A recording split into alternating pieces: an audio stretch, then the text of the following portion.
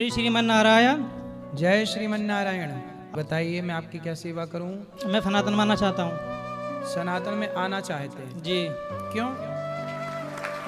सनातन धर्म इसलिए आना चाहता हूँ कि सनातन में मतलब कि मांस मछली का वैसा कोई सेवन नहीं होता, मुर्गा नहीं काटते।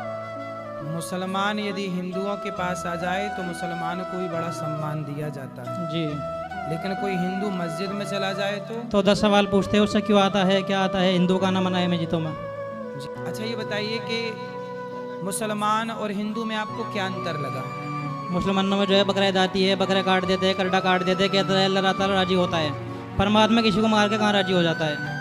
परमात्मा थोड़े के के बकरा काटो मुर्गा काटो वो नहीं कहता किसी को। क्यों हम हत्या करें किसी जीव की अपने स्वाद के लिए? मान काटोगे नहीं तो मुसलमान मुसलमान नहीं खिलाओ, काफिर खिलाओ, काफिर कहते हैं फिर।